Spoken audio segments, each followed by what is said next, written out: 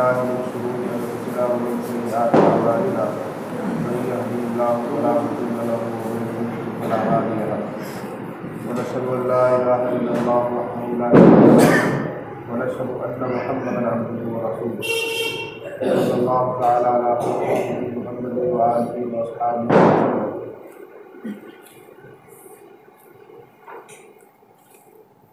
अऊज़ु बिल्लाहि मिनश शैतानिर रजीम।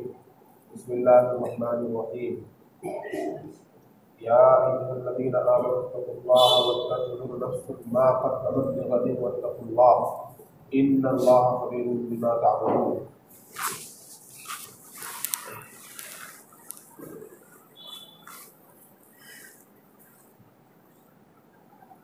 क़ाल अल्लाहु तबारक व तआला फ़ी मौज़िइन आख़र इन्नल अबरार लफ़ी नईम व इन्नल फुज्जार लफ़ी जहीम। सदक़ल्लाहुल अज़ीम।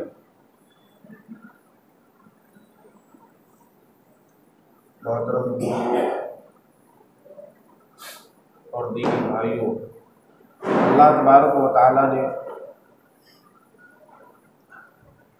हमारे नसीब में अच्छाई का मामला फरमाया कि हमने अल्लाह तबारक व तआला की इबादत की और एक फरीज़े की अदायगी के बाद उसी की निस्बत से उसी के दीन की बात सुनने के लिए बैठ गए। अल्लाह तबारक व तआला हमारे यहाँ बैठने को कबूल फरमाए और जो सही बातें यहाँ नहीं सुनी जाए उन पर हम सभी को अमल करने की तौफीक अता फरमाए। दोस्तों, आज सभी को मालूम है कि शब बारात, जिसको लैलतुल बारात कहते हैं, और शाबानुल मुअज़्ज़म की 14वीं तारीख खत्म होकर 15वीं तारीख की इब्तिदा हो चुकी है। चूँकि चाँद की तारीख में पहले रात आती है, फिर दिन आता है। दिन ख़त्म होते ही चाँद की तारीख ख़त्म हो जाती है, तो 15वीं तारीख शुरू हो चुकी है। 14 शाबान की तारीख ख़त्म हो चुकी और 15वीं तारीख की ये रात है। बाद रात इसको 14वीं शब भी कहते हैं। बहरहाल इसको शब बारात कहते हैं। यूँ तो पूरा महीना शाबानुल मुअज़्ज़म का मुकम्मल महीना ये फजीलत का महीना है। सिर्फ एक ख़ास रात की फजीलत नहीं है, बल्कि शाबान जो ही शुरू होता है तो फजीलत के दिन शुरू हो जाते हैं। इसलिए कि रसूल पाक सल्लल्लाहु अलैहि वसल्लम ने फरमाया कि रमज़ान अल्लाह का महीना है और शाबान मेरा महीना है। शाबान शहरी रमज़ान शहरुल्लाह। शाबान को अल्लाह के नबी सल्लल्लाहु अलैहि वसल्लम ने अपनी तरफ मंसूब किया और रमज़ान को अल्लाह की तरफ। ये तो तमाम महीने, तमाम दिन, तमाम रातें, तमाम अय्याम ये सब अल्लाह तबारक व तआला ही के हैं, अल्लाह ही के बनाए हुए हैं। और जब ये कहा जाता है कि कोई एक रात फजीलत की है या कोई दिन फजीलत का है या कोई घड़ी फजीलत की है, कोई लम्हा अहमियत रखता है, तो इसका ये मतलब नहीं बैठता कि जो इसके अलावा दूसरी घड़ियाँ हैं, दूसरे लम्हे हैं, दूसरी रातें हैं, दूसरे दिन हैं, उनमें कोई फजीलत नहीं। ऐसी बात नहीं, बल्कि दूसरे दिनों के मुकाबले में, दूसरे अय्याम और दूसरी रातों के मुकाबले में इन फजीलत वाली रातों में इबादत करने का सवाब बढ़ा दिया जाता है। अल्लाह तबारक व तआला की तवज्जुहात बंदों की तरफ ज़्यादा हो जाती है। यह है मतलब। और बाज़ हज़रात इस गलत फहमी में मुब्तला रहते हैं कि कुछ महीने या कुछ दिन वो गम के या मनहूस होते हैं। ऐसी कोई बात नहीं। मुकम्मल शरीयत में कोई एक दिन या दिन का कोई लम्हा पूरे साल में ऐसा नहीं है कि जिसको बदनसीब कहा जाए, मनहूस कहा जाए। ऐसा कोई दिन नहीं है, न कोई महीना है। जैसा कि बाज़ लोगों का रुझान है, कोई एक महीना खास कर लिया कि इसमें शादी नहीं करनी, क्यों नहीं करनी कि यह महीना गम का महीना है, यह मनहूस महीना है। तो ऐसी कोई बात शरीयत के अंदर, दीन के अंदर नहीं है। खुशी की तकरीब हर महीने में हो सकती है, हर किसी भी दिन हो सकती है, और कोई महीना कोई दिन मनहूस या कम बरकत वाला नहीं है। ऐसा किसी भी हदीस में या कुरान के किसी हिस्से में या बुजुर्गान किराम के वाक़यात में ऐसा कुछ भी नहीं मिलता। आ रही है बात समझ लो। तो एक तो ये बात बिल्कुल जहन से निकल जाए कि कोई भी दिन बदनसीब है या मनहूस है। आम तौर पर ये होता है, और ये बात सुनने में भी आती है, देखने में भी आती है कि फलां महीने में शादियाँ नहीं होती, इतनी फलां महीने में शादियाँ करते नहीं, बस उसकी जो है कोई फजीलत नहीं है, वो मनहूस महीना है, या उसमें शादी करना मुनासिब नहीं समझा जाता, या उसमें जो शादी होती है वो अच्छी नहीं होती। तो ये सारी बातें जो दिमाग में फिट कराई गई है शैतान की तरफ से। और शैतान का जो सबसे मोहतम बिशान हथियार है वो औरत है, औरत। तो औरतों के जहन में शैतानी मसाइल इस तरह के आते हैं। आ रही बात समझ में? तो अब मर्द जो है, जो मौलवी से नहीं पढ़ता वो औरत से पढ़ लेता है, औरत से सीख लेता है, तो फिर इस तरह की बातें मुआशरे में आम हो जाती हैं। तो इसलिए अगर शादी ब्याह करना हो, खुशी की कोई तकरीब करनी हो, तो किसी भी महीने में कीजिए। मुहर्रम के महीने में कीजिए, रजब के महीने में कीजिए, शाबान के महीने में कीजिए, रमज़ान के महीने में कीजिए। रमज़ान कितनी फजीलत वाला महीना, अल्लाह का महीना है, लेकिन रमज़ान में कोई शादी नहीं होती। रमज़ान में कीजिए शादी, इफ्तार के वक्त रात की दावत करिए। तो इस तरह की बातें आम होनी चाहिए। बहरहाल आज जो ये रात है, ये फजीलत की रात है, और करीबन 10 सहाबा किराम रिज़वानुल्लाहि अलैहिम अजमईन से शाबान की और शब बरात की फजीलत पर रिवायतें आई हैं किताबों में।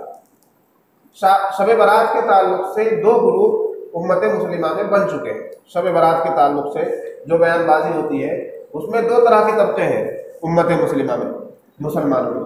एक तबका तो वह है जो शब बरात को बिल्कुल सिरे से इसकी कोई अहमियत और कोई फजीलत मानता ही नहीं, कहता है शब बरात कोई फजीलत की चीज़ नहीं, बस अपने घर बैठे रहो, आराम करो और खाना खाओ, सो जाओ। तो एक तबका तो वो है।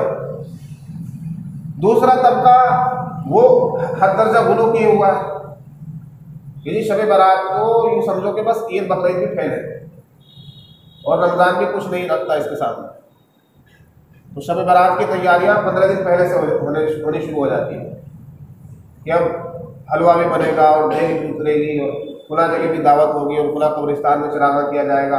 तो ये हद दर्जा गुलू शब बरात की ताकत। ये दूसरा तबका कि शब बरात की तैयारियां हो रही है, शाबान शुरू हो गया, अब शब बरात की तैयारियां हो रही है, फुला हलवा बनना है, फुला हलवा बनना है, तरह तरह के 10 तरीके के हलवा बनने हैं और उन सब में फातिहा देना है। तो ये जो पहले से तैयारियां शुरू हो जाती है, शब बरात को बिल्कुल एक त्यौहार बना दिया जाता है और ईद बकरीद से भी बढ़ा दिया जाता है। तो ये दूसरा तबका है जो शब बरात के ताल्लुक से गलत फहमी में मुब्तला है। 2 तबके मैंने बताया कि उम्मत मुस्लिमा में शब बरात के ताल्लुक से 2 तबके जो है वो गलती पर है। एक तो वो जो शब बरात को बिल्कुल कुछ नहीं समझते, इसकी कोई फजीलत है ही नहीं, और एक वो जो शब बरात को हद से ज़्यादा बढ़ाते हैं कि जी इसका रोज़ा भी अब ज़रूरी है, और मतलब रमज़ान का रोज़ा इतनी अहमियत नहीं रखता जितना शब बरात शाबान का जो है 15 शाबान का रोज़ा जितनी अहमियत इसे देते हैं। रमज़ान का रोज़ा भी उनके सामने कुछ नहीं है, हालांकि नफली रोज़ा है और हदीस में कहीं भी सराहत के साथ नहीं है कि 15 शाबान का रोज़ा रखो। हुज़ूर पाक सल्लल्लाहु अलैहि वसल्लम का मामूल ये था कि महीने की अय्याम बीस के रोज़े रखते थे आप। अय्याम बीस कहते हैं हर महीने की चांद की तारीख की 13 तारीख, 14 तारीख और 15 तारीख, ये जो 3 दिन होते हैं हर महीने में, इसको अय्याम बीस कहते हैं। तो हुज़ूर पाक सल्लल्लाहु अलैहि वसल्लम तो हर महीने की 13, 14, 15 तारीख को रोज़े रखते हैं। तो आप भी रखिए, हर महीने रखिए 13, 14, 15 तारीख। यही तो नफली रोज़े हैं। इसी तरह जुमरात के रोज़, पीर के रोज़ आप सल्लल्लाहु अलैहि वसल्लम का मामूल था रोज़ा रखने। और शाबान के महीने में तो आप सल्लल्लाहु अलैहि वसल्लम खूब कसरत से रोज़ा रखते थे। कसरत से रोज़ा रखने का मतलब यह है कि महीने में 20 दिन, हफ्ते में 7 दिन अगर होते हैं तो आप सल्लल्लाहु अलैहि वसल्लम 4 दिन रोजे से रहते। तो ऐसा तो कोई भी नहीं करता। सिर्फ पूरे महीने में एक रोजा इतने एहतिमाम के साथ और इतनी फजीलत के साथ और इतने अकायद के साथ उसको इतना बढ़ा चढ़ा दिया जाता है कि जो रोजा ना रखे वो अब उसका जीना दुश्वार हो जाता है। वो सोचता है यार मैं कैसे बाहर निकलूँ, काम पे किस तरह से जाऊँ। तो ऐसी कोई बात नहीं है, काम वाला काम पे जाए, रोजा ना रखने वाला आराम से खाता पीता रहे, कोई दिक्कत की बात नहीं। क्यों? नफली रोजा है, अल्लाह पाक ने ये रोजा वाजिब तो नहीं किया किसी के ऊपर। हमारे मुआशरे में दीन के ताल्लुक से इतनी ज्यादा गलतफहमियां, यानी कि एक तरह से बेदीनी है। इल्म दीन का ना होना, इल्म दीन चूंकि हमें आता नहीं है कि दीन के ताल्लुक से हमें किस जगह क्या रहनुमाई मिलती है, ये तो हमें पता नहीं है, किताब और सुन्नत हम जानते नहीं। तो अब सिर्फ अफवाहों पर हम अमल करते हैं। तो जो नवाफिल को फर्ज पर अहमियत दी जा रही है, ये एक अलमिया है कि नफिल के सामने फर्ज को कुछ नहीं समझा जा रहा है। अब मसलन 15 शाबान का ही रोज़ा जो रखते हैं और हर साल बहुत एहतिमाम के साथ रखते हैं, मैंने नहीं कहा कि रखना कोई गलत बात है, बहुत अच्छी बात है, उसका सवाब मिलेगा, बहुत ज़्यादा सवाब मिलेगा। फजीलत का रोज़ा है, नफिल रोज़ा है, सुन्नत रोज़ा है। लेकिन ये कि अगर कोई ना रखे तो वो गलत बात, ऐसी बात कोई नहीं। न रख रहा है तो उसको कोई गुनाह नहीं मिल रहा। कोई अगर नफली रोज़ा नहीं रख रहा है तो उसे कोई गुनाह नहीं मिलने वाला, ना कोई उस पर तानो तशनी करने वाला हो सकता है कि भाई तूने ये रोज़ा क्यों नहीं रखा। ऐसी कोई बात नहीं है शरीयत के अंदर। तो फर्ज से ज़्यादा नफिल को अहमियत दी जा रही है। फर्ज क्या है कि 5 वक्त की नमाज। अब 15 शाबान का जो रोज़ा रखता है हर साल, उनमें से बहुत से ऐसे होते हैं जो नमाज भी नहीं पढ़ते, शहरी खा के सो गए, फजर की नमाज छूट गई, तो क्या क्या फ़ायदा हुआ? वो रोज़ा फर्ज तो नहीं था। अल्लाह ताला ने ये तो नहीं कहा कि 15 शाबान का रोज़ा रखना ज़रूरी है, लेकिन अल्लाह ताला ने ये ज़रूर कहा कि फजर की नमाज पढ़नी जरूरी है। अब फजर की नमाज छोड़ दिया, रोज़ा रखा, तो कुछ फ़ायदा हुआ उस रोज़े का? हदीस में आता है साहबी रसूल ने दरियाफ्त किया कि एक आदमी है दिन भर रोज़ा रखता है, रात भर नफले पढ़ता है, लेकिन जमात की नमाज नहीं पढ़ता और जुमे में शरीक नहीं होता। उसके बारे में क्या हुक्म है? इरशाद फरमाया वो आदमी दोज़खी है। क्या फरमाया? कि वह आदमी दोज़खी है। और अल्फाज पर गौर कीजिए, क्या कहा कि जमात में शरीक नहीं होता। नमाज तो पढ़ता है लेकिन बगैर जमात के पढ़ता है, नमाज पढ़ता है लेकिन बगैर जमात के पढ़ता है, और यहाँ नमाज ही नहीं पढ़ी जा रही सिलसिले से। अब बताइए, तो जो ये हमारी इबादत के अय्याम हैं, इबादत की जो घड़ियाँ हैं, इबादत की जो रातें हैं, इन्हें इतनी ज़्यादा अहमियत देना कि बिल्कुल त्यौहार के तरीके पर मनाना, ये बातें दुरुस्त नहीं है। त्यौहार मत समझिए इसको। हाँ, इबादत की रात है, इससे कोई इनकार नहीं कर सकता। अब मैंने जो 2 तबके बताए उम्मत मुस्लिमा के, कि एक बहुत ज़्यादा गुलू कर रहा है, ज़्यादा ऊपर चढ़ा रहा है, और एक बिल्कुल ही नहीं मान रहा है, तो दोनों तबके गलती पर है। एतिदाल पर जो तबका है, यानी हमारा अहले सुन्नत वल जमात का जो एतिदाल पर है, बीच बीच में है, इसकी फजीलत को तस्लीम भी करता है और इसको बहुत ज़्यादा बढ़ाता भी नहीं, तो ये सही रास्ते पर है। आ रही बात समझ में? यानी कि इबादत की रात तस्लीम, इसमें इबादत करनी चाहिए जी, ठीक है, इबादत करनी चाहिए। 15 शाबान का रोज़ा रखना चाहिए जी, बिल्कुल रखना चाहिए। अगर कोई ना रखे कोई बात नहीं, ना रखे अच्छी बात है, कोई बात नहीं। बगैर किसी मजबूरी के नहीं रख रहा है, कोई बात नहीं, बगैर मजबूरी के नहीं रख रहा है, खाता पीता फिरे, कोई एतराज थोड़ी है। अगर इसको ये फर्ज होता रोज़ा या वाजिब होता तब तो एतराज की बात थी। रमज़ान में कोई अगर खाता पीता फिर रहा है तो फिर एतराज की बात है, लेकिन रमज़ान के रोज़े चल रहे हो, खाता पीता फिर रहा है। अरे बात समझ में?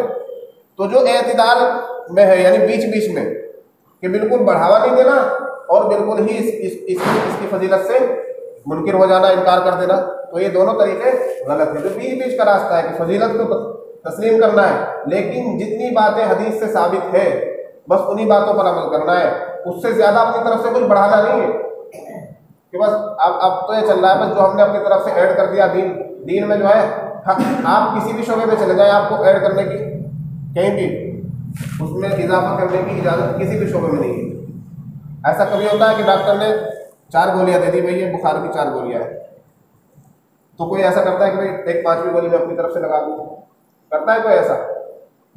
लेकिन दीन के मामले में हर कोई करता है, इजाफा करेगा हर कोई। अब वो जो दुआएं आ रही है, दुआएं मेरे पास एक फोटो स्टेट होके गई है बहुत सारी, तो जो दुआएं मखसूस कर ली गई हैं कि भाई शब बारात में ये दुआएं पढ़नी है, जरूर यही दुआ पढ़नी है बस, और कुछ नहीं पढ़नी, तो उसकी भी कोई हदीस से उसका कोई सबूत नहीं मिलता। और जिन औरतों ने वो दुआएं छपवा कर रख रखी हैं और उनके बारे में बिल्कुल ये अकीदा बना हुआ है कि दीन का हिस्सा है कि शब बारात में ये दुआ पढ़नी ही पढ़नी है, ये दीन का हिस्सा समझा जा रहा है इसको, तो वो बात बिल्कुल गलत है। क्या दुआ मांगनी है भाई? दुआ तो अल्लाह तबारक व तआला से बंदे के मांगने का एक नाम है। दुआ किस चीज़ का नाम है? कि जो हमारी हाजत है वो हम अल्लाह ताला से मांगे, ये तो दुआ है। हमसे जो गुनाह हुआ है, जो हमसे खताएं हुई हैं, जो हमसे लफ्ज़िशें हुई हैं, जो हमने गुनाह कर रखे हैं, वो उन तमाम गुनाहों से तौबा करना है, यही तो दुआ है।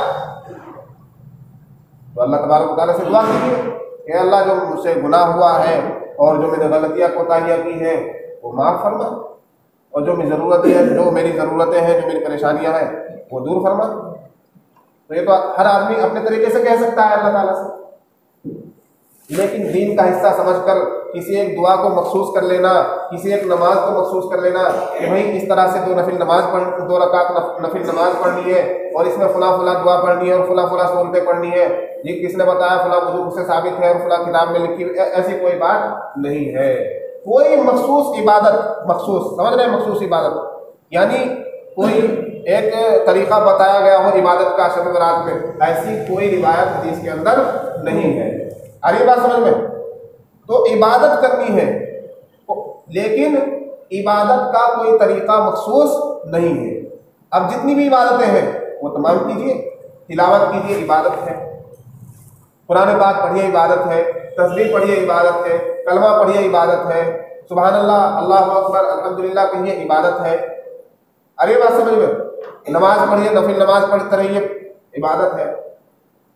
लेकिन ऐसा नहीं कि भाई 2 रकात नफिल नमाज पढ़नी है, ये शब बारात की नमाज है, शब बारात की नमाज है, इसमें फला फला सूरतें पढ़ी जाती है और फला फला दुआएं पढ़ी जाती है, ये शब बारात की नमाज है। ऐसी कोई बात नहीं है, शब बारात की कोई खास नमाज नहीं है। ये बात मैं बता रहा हूँ आपको, खास तौर पर जाके बताना है घरों में, शब बारात की कोई खास नमाज नहीं है, कोई खास दुआ नहीं है, सारी दुआएं मांगी जा सकती हैं। और नफिल नमाज जितनी मर्जी पढ़िए, कुरान पाक की तिलावत जितनी मर्जी कीजिए, अल्लाह ताला से जितनी मर्जी दुआ कीजिए। आ रही है बात समझ लो? तो अल्लाह तबारक व तआला ने जो हमारे लिए फजीलत की रात बनाई है, इसको ज़ाय न किया जाए, इसमें जितनी ज़्यादा हो सके अल्लाह तबारक व तआला की इबादत की जाए, और इसको बिल्कुल भी लहव लाइब में, खेल कूद में, खेल तमाशों में, सड़कों पर घूमने में, चाय खानों में इधर उधर घूमकर इसको, इस रात को ज़ाय न किया जाए। जब इस रात की फजीलत है और अल्लाह तबारक व तआला ने इस रात में इबादत की नेकियां रखी है और ज़्यादा सवाब रखा है। रिवायतों में आता है कि इस रात में फैसले होते हैं। हुज़ूर पाक सल्लल्लाहु अलैहि वसल्लम ने फरमाया, इस रात में एक कबीले का नाम लेकर फरमाया कि उस कबीले की बकरियों के बालों से ज़्यादा लोगों की अल्लाह तबारक व तआला इस रात में मग़फ़िरत फरमाते हैं, बख्शिश फरमाते हैं। यानी कि अल्लाह तबारक व तआला इस रात के अंदर बख्शिश के और मग़फ़िरत के दरवाजे खोल देता है। आ जाओ आ जाओ। और अल्लाह तबारक व तआला बिल्कुल नीचे वाले आसमान पर आ जाते हैं, जो सबसे नीचे 7 आसमान है, तो जो सबसे नीचे वाला आसमान है इसको आसमान दुनिया कहा जाता है। क्या कहा जाता है? आसमान दुनिया या दुनियावी आसमान। इस आसमान पर अल्लाह तबारक व तआला आ जाते हैं, यानी अल्लाह की तवज्जो बंदों से बिल्कुल करीब हो जाती है। और अल्लाह तबारक व तआला फरमाते हैं, है कोई मांगने वाला कि मैं उसकी पुकार सुनूं, है कोई मग़फ़िरत तलब करने वाला कि मैं उसकी मग़फ़िरत करूं, है कोई बख्शिश का चाहने वाला कि मैं उसकी बख्शिश करूं, है कोई अपनी हाजत मेरे सामने रखने वाला कि मैं उसकी हाजत नुमाई करूं, है कोई मुझसे मांगने वाला कि मैं उसको अता करूं। तो ये अल्लाह तबारक व तआला की तरफ से सदा लगाई जाती है। और दिनों में तो हम पुकारते हैं अल्लाह ताला को, लेकिन आज की रात अल्लाह तबारक व तआला खुद हमें पुकारते हैं। बताइए कितनी अहमियत की बात है। लेकिन जो लहव लाइब में लग जाते हैं, उन्हें सोचना चाहिए, उन्हें गौर करना चाहिए कि अल्लाह तबारक व तआला तो उन्हें पुकार रहा है, अल्लाह तबारक व तआला तो अपने बंदों को अपनी तरफ खींच रहा है, लेकिन वो बाजार की तरफ जा रहा है, वो पटाखों की तरफ जा रहा है, वो खेल तमाशों की तरफ जा रहा है। जो हमारा नौजवान तबका है वो दीनदारी के मामले में बहुत गाफिल होता जा रहा है। बस हमारी नज़र में जो दीन है ना, दीन उसे हम दुनिया के हिसाब से ले रहे हैं कि जिस तरह से दुनियावी ज़िंदगी में हम दूसरे को देखकर कोई काम कर लेते हैं, इसी तरह से दीनदारी में भाई फला आदमी जो कर रहा है चलो हम भी करते हैं, फला जगह तमाशा लग रहा है चलो हम भी उसमें शरीक हो जाते हैं। तो ये काम बिल्कुल भी नहीं होने चाहिए। आ रही है बात समझ में? तो इस रात में करना क्या है? इस रात में अल्लाह तबारक व तआला की इबादत करनी है और अल्लाह तबारक व तआला से तौबा करना है और हुकूकुल्लाह के साथ साथ हुकूकुल इबाद में सबसे पहले हमें गौर व फिक्र करके हुकूकुल इबाद के मामले को निपटा लेना है।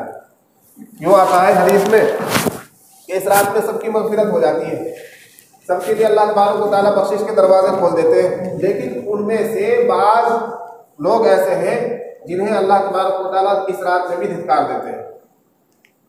हदीसों में आया, रिवायतों में आता है। तो उनमें एक तो शराब पीने वाला, क्या शराब पीने वाला, माँ बाप की नाफरमानी करने वाला और कता ताल्लुक करने वाला और दिल में कीना रखने वाला, ये वो लोग हैं जिनकी इस रात में भी मग़फ़िरत नहीं होती। आ रही है बात समझ में? तो गिड़गिड़ा जाओ, खूब जम के अल्लाह तबारक व तआला के सामने दुआ करो, खूब जम के नमाज पढ़ो, लेकिन बाप नाराज है, कुछ नहीं होने वाला। पूरी रात सजदे में पड़े रहो, रिश्तेदार का दिल दुखा रखा है, पड़ोसी को तकलीफ पहुंचा रखी है, कुछ नहीं होने वाला, फैसला ही नहीं होगा।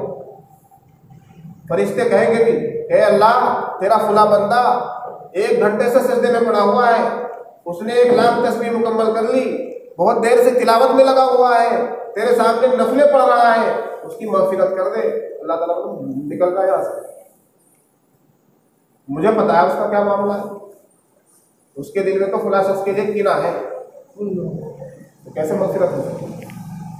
दोस्तों, दीनदारी सिर्फ अल्लाह और बंदों के दरमियान का कनेक्शन नहीं है, दीनदारी तो हुकूकुल इबाद का नाम भी है और हुकूकुल इबाद की अहमियत हुकूकुल्लाह से ज़्यादा है। यानी बंदों के जो हुकूक हमसे मुंसलिक है, हमारे ऊपर जो बंदों के हुकूक है वो अल्लाह के हुकूक से ज़्यादा अहमियत रखते हैं। वो किस लिए, कैसे? कि अल्लाह का जो हमसे मामला है, हम अल्लाह से फरियाद करेंगे, गिड़गिड़ाएंगे, अल्लाह बहुत ज़्यादा गफूर रहीम है, अल्लाह ताला माफ़ फरमा देगा। लेकिन जो बंदों के हुकूक हमने सल्ब किए हैं, किसी का दिल दुखाया है, किसी का माल रखा है, किसी का ले रखा है, किसी की ज़मीन दबा रखी है, किसी को चोट पहुंचा रखी है और किसी की चुगलियाँ लगा रखी है, किसी पर इल्ज़ाम लगा रखा है, किसी पर तोहमत लगा रखी है, किसी को मारपीट रखा है, किसी के साथ लड़ाई झगड़ा, तो ये तमाम मामला वो हैं कि जब तक उससे मामला हल न हो जाए, साहिब मामले से जब तक उससे माफ़ी तलाफ़ी ना हो जाए, उस वक्त तक अल्लाह ताला भी माफ़ नहीं करने वाला। आ रही बात समझ में? तो सबसे पहला काम हमें ये करना है कि हमने जिससे भी कता ताल्लुक़ कर रखा हो, हमारा मामला जिस बंदे से भी ख़राब हो रखा हो, उससे हम अपने मामले को सुलझा लें। अगर हाँ हम मज़लूम हैं, जालिम कोई और है, तब भी अगर हम आगे बढ़कर जालिम से, यानी जब कोई मामला होता है, अव्वलन तो आज के दौर में दोनों तरफ से एक ही तरह से होता है सिलसिला, ऐसा कोई नहीं रहता कि जो मजलूम बनकर रह जाए। अगर कोई 2 गालियाँ देता है तो एक गाली दूसरा भी दे ही देता है। अरे बात समझ में? अगर कोई 2 थप्पड़ मार रहा है तो एक ईंट उठा के दूसरा भी मार ही देता है। तो इस चक्कर में ना रहे कि मैं यार मैं तो मजलूम था, वो आएगा मेरे लिए माफ़ी मांगने के लिए। तो समझ में आ रही बात? खुद बढ़कर कोई बात नहीं, दूसरा जालिम ही होगा। हदीस में आता है कि अगर मजलूम जालिम से सुलह कर ले या मजलूम खामोश हो जाए और जुल्म को सह ले तो जन्नत में उसके लिए महल बनाया जाता है, जन्नत में उसके लिए महल बनाया जाता है। तो सुलह तो इसने किए और उसकी भी सुलह हो गई है, लेकिन उसे कुछ नहीं मिला। इसने आगे बढ़कर, यानी मजलूम भी यही था और इसने ही आगे बढ़कर सुलह की, तो अल्लाह तबारक व तआला इसके लिए महल बनाएगा, उसके लिए कुछ, बस उसके लिए माफ़ी तलाफ़ी हो जाएगी। आ रही है बात समझ में? तो जिसके मामले ख़राब हों आपस में, रिश्तेदारियों में और माँ बाप से और भाई बहन से या पड़ोसियों से, जिससे भी हो, उस पहले अपने उस मामले को हल कर लिया जाए। आ रही है बात समझ में? दूर हो तो फ़ोन करके, करीब हो तो जाकर मिल करके, तभी जाकर अल्लाह तबारक व तआला से की तरफ से मग़फ़िरत के दरवाजे खुलेंगे। वरना हम कितनी ही इबादत करो जाए और जो है मस्जिद में आकर बैठकर तिलावत करके, नमाज़ें पढ़कर, नफिल पढ़कर, तिलावत करके, अगर ये चीज़ें हमें फ़ायदा नहीं पहुँचाएगी तो फिर क्या फ़ायदा इबादत करने का। इबादत भी कर रहे हैं, अल्लाह तबारक व तआला के सामने माथा भी टेक रहे हैं, सजदे भी कर रहे हैं और उसका कुछ नतीजा भी नहीं निकल रहा है। नतीजा कब निकलेगा कि जो उसूल हमें बताया गया है, जो तरीक़ा हमें समझाया गया है, उस तरीक़े को जब हम अपनाएंगे। और तरीक़ा क्या है कि पहले हुकूकुल इबाद के मामले को हल कर लिया जाए, यानी कि दिल में किसी की तरफ से कीना ना हो, किसी का ले रखा हो तो उससे सुलह कर लिया जाए, किसी का हक दबा रखा हो तो उससे मिलकर माफ़ी तलाफ़ी का मामला कर लिया जाए, किसी से लड़ रखा हो तो उससे सुलह कर ली जाए। आ रही बात समझ में? तो ये सारे काम अगर हो गए तो फिर खूब इबादत कीजिए। और फिर इबादत का जो तरीक़ा हमने अपना रखा है कि भाई एक इज्तिमा, एक भीड़ इकट्ठी करके मस्जिद में जाया जाए और मस्जिद में नमाज़ें पढ़ी जाए और फिर 10-12 अफराद बाहर निकले, चाय पिए, फिर मस्जिद में आए, फिर बाहर निकले, फिर चाय पिए, फिर मस्जिद में आए। और तो ये तरीक़ा इबादत का जो हमने अपना रखा है, ये भी कोई ख़ास तरीक़ा नहीं है तो इसमें भी इबादत हो रही है, सवाब इसका भी मिल रहा है, लेकिन ज़्यादा सवाब उस वक्त मिलेगा जब आदमी तन्हाई के आलम में अपने घर में वज़ू करके अल्लाह के सामने सिर्फ अल्लाह का और उसका कनेक्शन हो। ये नहीं कि भाई कोई देख रहा है तो उसके लिए हम नमाज़ पढ़ें। अरे बात समझ में? तो अपने घरों को भी इबादत से आबाद कीजिए, अपने घरों को भी नमाज से आबाद कीजिए, अपने घरों को भी तिलावत से आबाद कीजिए। मस्जिद में तो रोज़ाना ही आते हैं नमाज पढ़ने के लिए। तो ये सारी बातें हमारे जहन में रहनी चाहिए। दीन को दीन समझकर और दीन के तरीके से जब हम उस पर चलेंगे तब जाकर हमें दीनदारी का फ़ायदा हासिल होगा। जो नहीं कि अपनी मर्जी से दीन पर चल रहे हैं। अपनी मर्जी से तो दुनिया में भी नहीं चल सकता आदमी, कोई नुकसान उठाएगा। कर ले अपनी मर्जी से कोई कारोबार, नुकसान में रहेगा।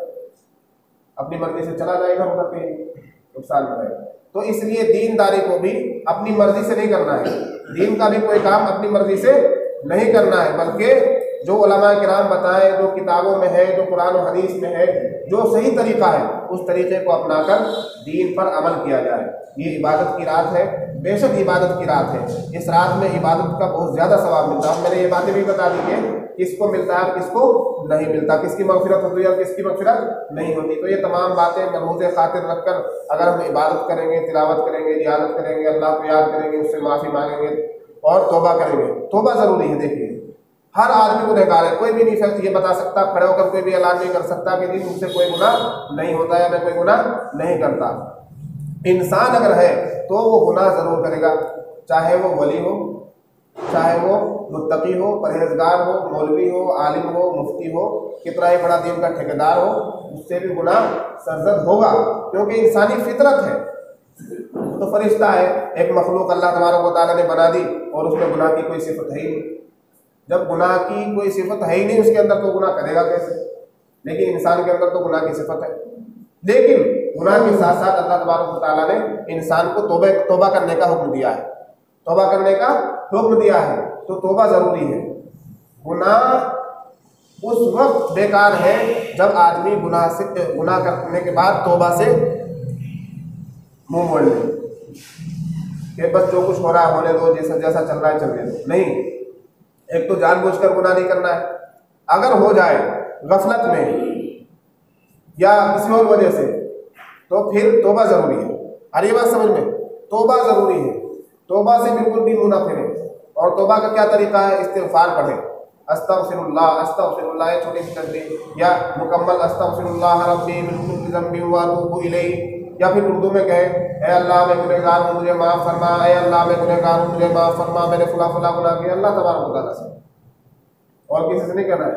आजकल तो गुनाहों की भी तशहीर होती है, बहुत फख्र के साथ बताया जाता है, भाई मैंने तो आज फला कर दिया, आज तो मैं फुला से लड़ के आया हूँ, बहुत अपने आप को समझता हतीस मारता, बस कौन सा कमाल कर दिया, लड़ के आया, तो गुनाह का काम करके आ रहा है, आज तो मैंने फुला को गाली दे दी। तो ये कमाल बात समझी जाती है आज के दौर में, गुनाह को भी फखरिया तौर पर बताया जाता है। ये हम पर अल्लाह तबारक व तआला की मेहरबानी है कि हमारे गुनाह अल्लाह की सत्तारी के चादर के नीचे है। अल्लाह तबारक व तआला हमारे गुनाह किसी के सामने जाहिर नहीं करते। नहीं तो पहली उम्मतों में ऐसी उम्मतें गुजरी है कि अगर कोई गुनाह कर लिया रात के अंधेरे में भी छुपकर, सुबह को दरवाजे पे लिखा हुआ मिलता था फलाने ये गुनाह किया है। अब बताइए अल्लाह तबारक व तआला की कितनी बड़ी मेहरबानी है और हम फखरिया तौर पे बताते हैं। किसी को गाली देना, किसी का दिल दुखाना, किसी से लड़ना झगड़ना ये मामूली गुनाह है। ईज़ाए मुस्लिम हराम है। इस हदीस में आता है कि किसी को हाथ के जरिए से भी तकलीफ ना पहुंचे और जुबान के जरिए से भी तकलीफ ना पहुंचे। आ रही बात समझ में? वैलुल कुल्ली हुमज़तिल लुमज़ा, वैलुल कुल्ली हुमज़तिल लुमज़ा। इस एक आयत में अल्लाह तबारक व तआला ने इतनी बड़ी बात बताई है और इतनी बड़ी वाइद की है उन लोगों के लिए जो अपनी जुबान खराब रखते हैं। वैलुल कुल्ली हुमज़तिल लुमज़ा, इसमें दो लफ्ज़ हैं, हुमज़ा और लुमज़ा। ये दोनों लफ्ज़ उन लोगों के लिए इस्तेमाल होते हैं जो किसी की पीठ पीछे बुराई करें या अपने सामने बुराई करें। बहुत से लोग ये कहते हैं कि जी हम तो साफ सुथरी बात कहते हैं, सामने कहते हैं जो कुछ कहते हैं, पर सामने भी क्यों कह रहा है? सामने वाले का दिल तो दुख रहा है। सामने वालों को मान लो कोई गुनहगार है या कोई किसी भी काम में लगा हुआ है, उसको इस इरादे से कहना कि उसको तकलीफ हो, इस इरादे से कहना कि उसकी जिल्लत हो, ये गलत है। अरे बात समझ में? हाँ, उसको समझाया जाए, उसको दूसरे तरीके से समझाया जाए कि भाई जो तू कर रहा है ये काम गलत है, इसमें गुनाह मिलता है, ये दीन के खिलाफ है, शरीयत के खिलाफ है, ये बात अलग है। ये तो एक मुबल्लिग का काम हो गया, तबलीग का काम हो गया। लेकिन फखरिया तौर पर भाई हम साफ कहने वाले हैं तो फुला काम में मुलव्विस है, तो ये हुमज़ा लुमज़ा में दाखिल है।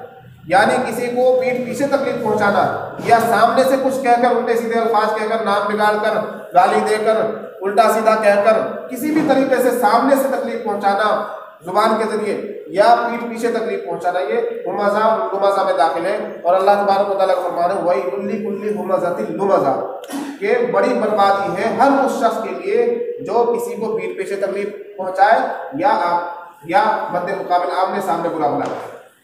तो बुरा भला कहना ये बहुत बड़ा गुनाह है, क्योंकि हर आदमी अपनी इज्जत रखता है, चाहे वो कितना ही बड़ा गुनाहगार हो, चाहे वो किसी भी हैसियत का आदमी हो, कितना ही गरीब हो, कितने ही सती दर्जे का आदमी हो, वो भी अपनी इज्जत रखता है। तो आप ये सोचकर कैसे तकलीफ पहुंचेगी, हम दो आदमियों के सामने मेरी वाह वाह हो जाएगी, ये सोचकर किसी को अगर बुरा भला कह रहे हैं तो गुनाह में दाखिल हो रहे हैं और ये गुनाह कबीरा है। अरे बस और माशरे में जितनी भी ये लड़ाइयाँ हो रही हैं और झगड़े पैदा हो रहे हैं और कीना एक दूसरे के खिलाफ, हसद एक दूसरे के खिलाफ जलना और एक दूसरे की बुराई करना, बोलना चालना छोड़ देना और जो है तरह तरह की दुश्मनियाँ पैदा होना, ये सारी इस वजह से हो रही है कि आदमी दूसरे की इज्जत नहीं कर रहा है, बस आमने सामने कुछ भी कह दिया। तो कोई ऐसी बात अपनी जुबान से ना निकाली जाए जो दूसरे को बुरी लगे। आ रही बात समझ में? ये छोटी छोटी बातें हैं लेकिन बहुत अहमियत रखती है बातें। ये बातें अगर हम लेकर चलेंगे तो फिर इंशाअल्लाह हम दीनदार कहलाएंगे। नहीं तो जुब्बा पुब्बा लगा लो, टोपी पहन लो, मुफ्ती कहलवा लो, मौलवी कहलवा लो और माशरे में तुम्हारी जुबान खराब है, तुम्हारे अखलाक खराब है, तुमसे तुम्हारे घर वाले राजी नहीं है, वालिदैन के तुम खिलाफ हो, माँ बहन तुमसे परेशान है, तो ऐसी दीनदारी का कोई फायदा नहीं है। पढ़ते रहो 5 वक्त की नमाज, तहज्जुद भी पढ़ते रहो, दिन भर रोजा रखते रहो, कोई फायदा नहीं है ऐसी दीनदारी का। आ रही है बात समझ में? तो दीनदारी पहले मुआशरे में देखी जाती है, दीनदारी पहले हुकूकुल इबाद में देखी जाती है, दीनदारी पहले इस चीज़ में देखी जाती है कि बेटा है तो बेटे के हुकूक अदा कर रहा है नहीं, शोहर है तो शोहर के हुकूक अदा कर रहा है या नहीं, बाप है तो बाप के हुकूक अदा कर रहा है या नहीं। इन चीज़ों में देखी जाती है दीनदारी। हमने सिर्फ मस्जिद तक समेट रखी है दीनदारी को कि बस जो मस्जिद में हम नमाज पढ़ के आ रहे हैं वही दीनदारी है, सिर पे टोपी लगा ली तो ये दीनदारी है। तो मेरे दोस्तों, बहुत समझने की और दीन को समझने की ज़रूरत है। हाँ, ये सारी चीज़ें दीनदारी में शामिल होती हैं, लेकिन ज़्यादा अहमियत हुकूकुल इबाद की है। और अगर हम रात भर नफलें पढ़ें और फजर की फ़र्ज नमाज कज़ा कर दें तो फिर रात भर नफलें पढ़ने का कोई फ़ायदा नहीं। इसलिए नफिल को ज़्यादा अहमियत न दी जाए। जो फ़राइज़ है, अब देखिए यहाँ कोई ऐसा आदमी नहीं बैठा होगा जो शुरू से जब से बालिग हुआ है फ़र्ज नमाज़ें अदा कर रहा है कोई ऐसा? सबकी छूटती है ना, सबकी फ़र्ज नमाज़ें छूटती हैं, हमारी भी छूटती है। तो अब आज सब नफलें पढ़ेंगे लेकिन फ़र्ज की अदायगी कोई नहीं करेगा, है ना ये बात? तो मेरा एक मशवरा है आपसे, जब भी नफली इबादतों का मौसम आया करे, कोई रात हो, कोई दिन हो, रमज़ान हो, शाबान हो, कोई और मौका हो, जब भी नफली इबादत का मौका हो थोड़े बहुत नफिल भी पढ़ें। लेकिन आप जो आपके फ़राइज़ छूट गए हैं, जो आपके फ़राइज़ छूट गए हैं, क़ज़ा उमरी कहते हैं, जैसे क्या कहते हैं, क़ज़ा उमरी, तो उन फ़राइज़ को भी अदा किया करें। उसका एक हिसाब लगा कर रखें हर आदमी हिसाब लगा कर रखें कि मैं 15 साल की उम्र में बालिग हो गया था, उसके इतने दिनों बाद मैंने नमाज़ पढ़नी शुरू करी, तो उतने साल में कितनी नमाजें छूट गई होंगी। या फिर मैं किसी का ऐसा हिसाब होता है रोज़ाना 4 वक्त की नमाज ही पढ़ रहा है, बस 1 वक्त की रोज़ाना छूट रही है, तो वो इस हिसाब से लगा लें कि मैंने उस 1 वक्त की नमाजें कितनी दिनों तक छोड़ रखी है, मसलन 1 साल तक, 6 महीने तक, 2 साल तक कितनी नमाजें बनती हैं, उसका एक हिसाब लगा ले और फिर ये कर ले। क़ज़ा उमरी को अदा करने का सबसे अच्छा तरीका बता रहा हूँ, क्योंकि फ़र्ज़ ज़रूरी है। मैं जो बात समझाना चाह रहा हूँ वो ये कि फ़र्ज़ ज़रूरी है, नफिल ज़रूरी नहीं है। नफिल का कोई हिसाब नहीं लिया जाएगा कि तूने नफिल क्यों नहीं पढ़ी, फ़र्ज़ का हिसाब लिया जाएगा, तूने फ़र्ज़ क्यों नहीं अदा किया। तो क़ज़ा उमरी को अदा करने का तरीका यह है कि हमने जितनी नमाजें, फ़र्ज़ नमाजें छोड़ रखी है उसका एक हिसाब रखा जाए अपने पास, और हर एक फ़र्ज़ नमाज के साथ एक फ़र्ज़ नमाज अदा कर ली जाए। मसलन फजर की नमाज है तो फजर की नमाज में हमें मस्जिद में जाना है, मस्जिद में आकर 2 रकात फजर नमाज अदा करनी है। उससे पहले का जो वक्त होता है सुन्नत पढ़ने के बाद या सुन्नत पढ़ने से पहले 2 रकात फजर की क़ज़ा उमरी में से अदा कर देते हैं। आ रही बात समझ में। इसी तरह 4 रकात ज़ोहर की नमाज हमें मस्जिद में जाकर फर्ज जमात के साथ अदा करनी है, उसी के साथ आगे पीछे करके नमाज से पहले या नमाज के बाद 4 रकात नमाज ज़ोहर की क़ज़ा उमरी की फ़र्ज अदा करते हैं। आ रही बात समझ में। इसी तरह ईशा में जो वाजिब होती है वाजिब भी अदा करनी है, ईशा की 4 रकात और 3 रकात वाजिब। आ रही बात समझ में। तो ये तरीका है। और नियत किस तरीके से करनी है, नियत के 2 तरीके हैं। एक तो जैसे ज़ोहर की हमें क़ज़ा उमरी में से ज़ोहर की नमाज पढ़नी है, तो ये नियत करें कि मैं नियत करता हूँ 4 रकात नमाज सबसे पहले ज़ोहर की जो मेरे ज़िम्मे फ़र्ज़ है। रुख मेरा काबा शरीफ की तरफ वास्ते अल्लाह ताला के अल्लाह सबसे पहले कहते हैं कि जो सबसे पहली ज़ोहर की नमाज मेरे ज़िम्मे फ़र्ज़ है मैं उसकी नियत करता हूँ। आ रही बात समझ में। तो जो सबसे पहले उसकी छुट्टी होगी वो अदा होगी, और फिर जो बाद में रह गई तो फिर दोबारा इसी तरह नियत करें कि सबसे पहली जो मेरे ज़िम्मे फ़र्ज़ है वो अदा कर रहा हूँ। तो सबसे पहली जो अदा हो गई थी उसके बाद जो रह गई है उसमें से जो सबसे पहली होगी वो बन गई सबसे पहली। आ रही बात समझ में। इसी तरह बस पहली कहता रहे हर रोज़ कि जो सबसे पहली ज़ोहर की नमाज मेरे ज़िम्मे, क्योंकि उससे पहली जो थी वो तो अदा हो गई, अब सबसे पहली कौन सी रह गई। मसलन 100 नमाजें हैं किसी के ज़िम्मे, तो जब वो एक दफ़ा नियत करेगा कि मैं उन 100 नमाजों में से जो सबसे पहली नमाज मेरी क़ज़ा हुई है उसकी नियत करता हूँ, तो 99 रह गई, 99 रहेगी ना, एक नमाज अदा होगी। जब वो फिर दोबारा ये कहेगा कि जो सबसे पहली ज़ोहर की नमाज मेरे ज़िम्मे फ़र्ज़ है मैं वो अदा कर रहा हूँ, तो जो 99 नंबर की नमाज है वो आएगी। आ रही बात समझ में। या फिर इसका उल्टा कह दें कि जो सबसे आखिरी नमाज ज़ोहर की मेरे ज़िम्मे फ़र्ज़ है वो अदा कर रहा हूँ। तो ये नुस्खे भी मौलवी बताएंगे। आ रही बात समझ में। या आप अपनी तरफ से गढ़ लें तो बाद आदमी तो परेशान होते होंगे, यार मैं क़ज़ा उमरी पढ़ना तो चाह रहा हूँ लेकिन नियत किस तरह से करूँ, आते हैं मेरे पास लेकिन नियत किस तरह से होगी। तो अब ये थोड़ी कहेगा कोई सन 2014 में फला महीने की फला तारीख की ज़ोहर की नमाज मेरे ज़िम्मे फ़र्ज़ है तो मैं अदा कर रहा हूँ। टेंशन की बात है। पहली बात तो यही नहीं याद रहती आदमी को कि कौन सी तारीख में कौन सी नमाज छुटी हुई, याद रहती है किसी को, नहीं याद रहती। बहरहाल ये बातें अल्लाह तबारक व तआला मुझे भी और आप सभी को इस पर अमल करने की तौफीक मरहमत फरमाए और इबादत की रात को ज़्यादा से ज़्यादा इबादत करने की तौफीक मरहमत फरमाए।